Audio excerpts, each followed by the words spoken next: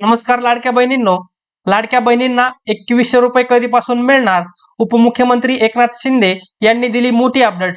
बघा लाडक्या बहिणींनो, लाडकी बहीण योजनेचे तुम्हाला अद्यापपर्यंत 1500 रुपये प्रति महिना हे मिळत होते, परंतु आता तुमचे हे 1500 रुपये वाढवून तुम्हाला 2100 रुपये प्रति महिना देण्यात येणार आहेत. नेमके हे 2100 रुपये तुम्हाला कोणत्या तारखेपासून मिळतील याविषयीची मोठी अपडेट आता आपल्याला आपल्या महाराष्ट्र राज्याचे उपमुख्यमंत्री एकनाथ शिंदे साहेब यांनी दिलेले आहे. नेमके हे 2100 रुपये तुम्हाला कोणत्या तारखेपासून सुरू होणार आहेत हे मी तुम्हाला या व्हिडिओमध्ये सांगणार आहे. त्यासाठी तुम्ही हा व्हिडिओ शेवटपर्यंत पाहायचा आहे आणि चॅनलला सबस्क्राईब करायचं आहे. चला तर मग बघूयात नेमके 2100 रुपये हे तुम्हाला कोणत्या महिन्यापासून सुरू होणार आहेत. बघा लाडक्या बहिणींनो, आपल्या महाराष्ट्र राज्याचे एकनाथ शिंदे साहेब यांनी काय म्हटलं आहे की एकनाथ शिंदे हा शब्दाचा पक्का आहे. ज्या बहिणींनी या भावावर विश्वास टाकला त्यांना लखपती केल्याशिवाय मी स्वस्त बसणार नाही, अशा शब्दात उपमुख्यमंत्री एकनाथ शिंदे यांनी कोल्हापूरच्या कागलमधील जाहीर सभेत लाडक्या बहिणींना मोठे आश्वासन दिले आहे. बघा लाडक्या बहिणींनो, एकनाथ शिंदे हा शब्दाचा पक्का आहे. ज्या बहिणींनी या भावावर विश्वास टाकला त्यांना लखपती केल्याशिवाय मी स्वस्त बसणार आहे, असं वाक्य आपल्या महाराष्ट्र राज्याचे उपमुख्यमंत्री एकनाथ शिंदे साहेब यांनी कागलमधील सभेमध्ये बहिणींसाठी दिलेला आहे. मुख्यमंत्री शिंदे यांनी मुख्यमंत्री माझी लाडकी बहीण योजनेचा हप्ता 1500 रुपयांवरून वाढवून लवकरच 2100 रुपये करणार असल्याची मोठी घोषणा यावेळी केली आहे. बघा आपल्या महाराष्ट्र राज्याचे उपमुख्यमंत्री एकनाथ शिंदे साहेब यांनी मुख्यमंत्री माझी लाडकी बहीण योजनेचा हप्ता जो आहे तुम्हाला अद्यापपर्यंत 1500 रुपये प्रति महिना तुमच्या अकाउंटवरती हा हप्ता येत होता, परंतु हा हप्ता आता वाढवून तुम्हाला लवकरच 2100 रुपये प्रति महिना हप्ता सुरू करणार असल्याची मोठी घोषणा यावेळी एकनाथ शिंदे साहेबांनी केलेली आहे. परंतु हे 2100 रुपये नेमके तुम्हाला कोणत्या महिन्यापासून सुरू होतील याची माहिती मी पुढे तुम्हाला देणार आहे. बघा, भावुक सुरुवात, अजितदादांना अभिवादन. कोल्हापुरातील स्थानिक स्वराज्य संस्थांच्या निवडणुकीच्या प्रचारासाठी आलेले उपमुख्यमंत्री शिंदे यांचे भाषण सुरुवातीला काहीसे भावुक झाले. नुकतेच निधन झालेले उपमुख्यमंत्री अजित पवार यांना श्रद्धांजली अर्पण करत ते म्हणाले, अजितदादांच्या जाण्याने मोठे दुःख आहे. अशा दुःखाच्या प्रसंगातही आम्हाला प्रचाराला यावे लागत आहे, कारण या निवडणुका कार्यकर्त्यांच्या असतात आणि त्या पुढे ढकलता येत नाहीत. आम्ही अत्यंत साधेपणाने प्रचार करत आहोत, कोणाच्याही भावना दुखावल्या जाणार नाहीत याची आम्ही काळजी घेत आहोत. बघा लाडक्या बहिणींनो, आपल्या राज्याचे उपमुख्यमंत्री माननीय श्री अजितदादा पवार यांचं विमान अपघातामध्ये दुर्दैवी निधन झाल्या कारणाने आपल्या राज्याचे दुसरे उपमुख्यमंत्री जे आहेत एकनाथ शिंदे साहेब यांनी त्यांच्या भाषणामध्ये सुरुवातीला काहीसं भावुक झाल्याचं ते आपल्याला दिसत आहेत आणि नुकतेच आपल्या दादांचं निधन झाल्यामुळे त्यांनी श्रद्धांजली अर्पण करत ते म्हणाले आहे की अजितदादांच्या जाण्याने मोठं दुःख आहे, पण अशा दुःखांच्या प्रसंगातही आम्हाला प्रचार करावा लागत आहे, कारण या निवडणुका कार्यकर्त्यांच्या असतात.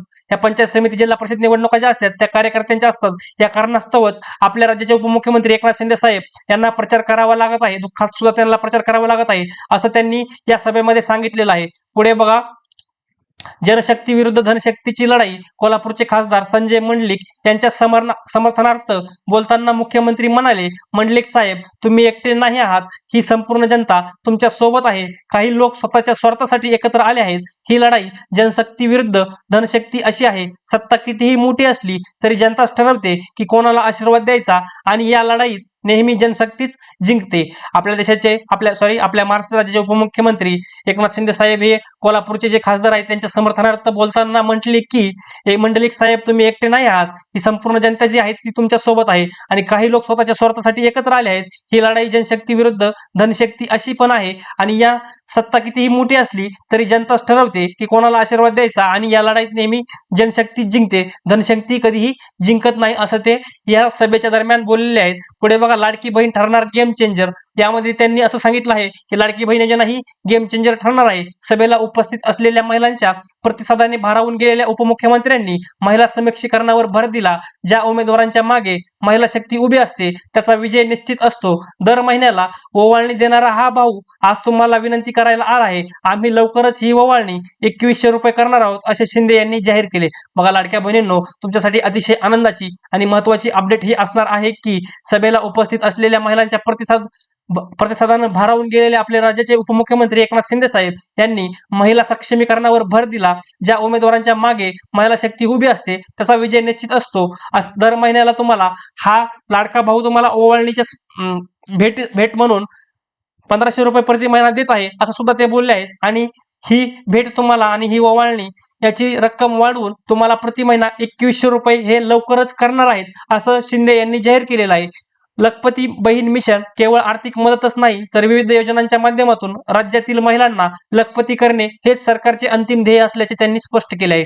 बघा लाडक्या बहिणींनो, लखपती बहीण मिशन यामध्ये केवळ आर्थिक मदतच नाही तर विविध योजना ज्या आहेत ह्या विविध योजनांच्या माध्यमातून आपल्या राज्यातील महिलांना लखपती करणं हेच सरकारचं अंतिम ध्येय असणार आहे असं ते या सभेदरम्यान बोललेले आहेत. तर लाडक्या बहिणींनो, की तुमचा 1500 रुपयावरून 2100 रुपये हप्ता हा लवकरच होणार आहे असे शब्द शिंदे यांनी दिलेले आहेत. आणि शिंदे आपल्या राज्याचे उपमुख्यमंत्री शिंदे साहेब यांनी दिलेले शब्द कधीच खोटे ठरत नसतात असं सुद्धा त्यांनी सांगितलेलं आहे.